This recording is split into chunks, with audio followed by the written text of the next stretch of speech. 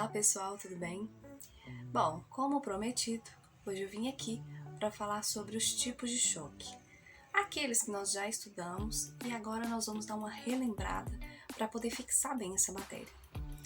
Bom, então, como nós já sabemos, esses tipos de choque que nós estudamos não é aquele choque que a gente enfia o dedo na tomada.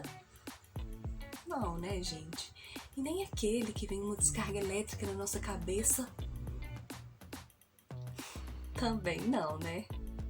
Então, qual é a nossa definição, então, de choque? Bom, definição de choque, aquela que nós estudamos, é uma perfusão inadequada generalizada, ou seja, é uma diminuição, uma baixa de oxigenação em todos os órgãos e tecidos do corpo, tá? Isso pode acontecer por várias razões e essas razões são alguns tipos de choque, 5 que nós já estudamos, claro que tem mais, mas nós estudamos 5 principais, que são choque hipovolêmico, choque séptico, choque anafilático, choque cardiogênico e choque neurogênico.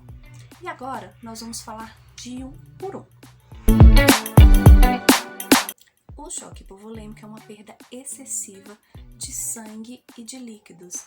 Isso acontece por uma hemorragia ou então por um excesso de desidratação. Isso pode acontecer por excesso de vômitos, de diarreia, ou então até mesmo a exposição solar em que a pessoa fica muito tempo perdendo líquidos e não faz a reposição adequada, tá? Portanto, essas são as causas que podem evoluir para um choque hipovolêmico. Nesse caso, a pessoa vai ter uma perda severa de líquidos ou de sangue, levando também, consequentemente, a uma baixa da temperatura corporal e essa pessoa pode vir a óbito também de forma bem rápida.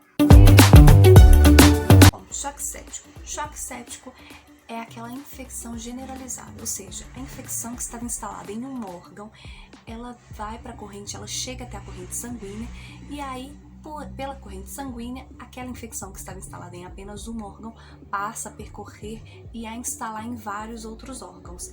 Decorrente do choque séptico, pode ocorrer a sepse ou a sepsemia, tá? Em que há uma falência múltipla de órgãos e o paciente pode ir a óbito.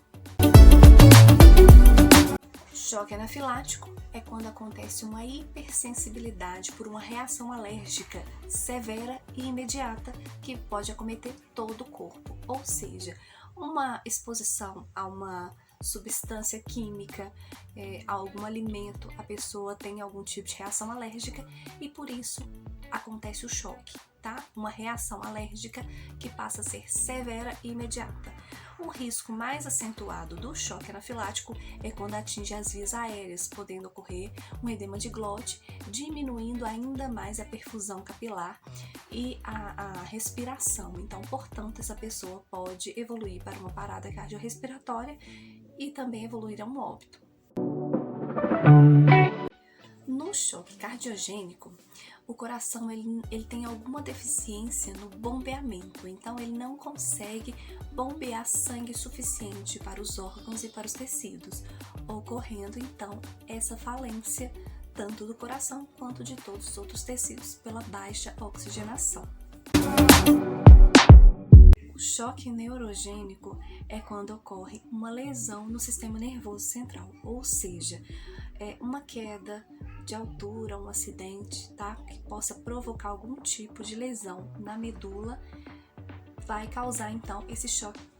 Gente, não esqueçam de dar pra gente, o SAMU. O que nós precisamos saber é que em todos esses tipos de choque, nós precisamos ter o máximo de agilidade possível no atendimento, porque se trata de uma emergência médica.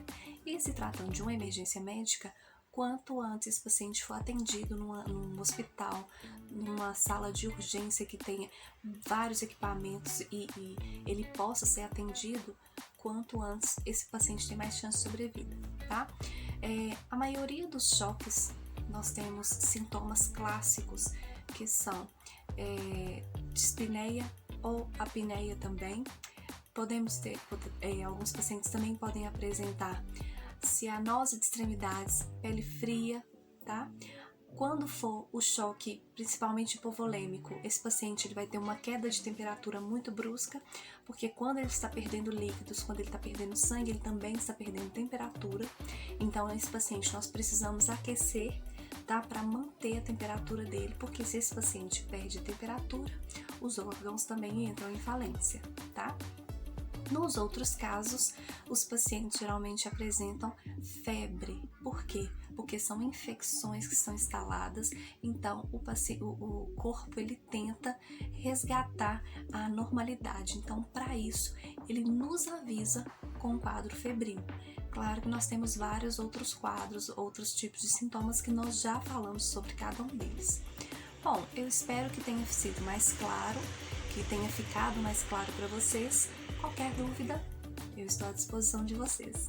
Um beijo e até mais.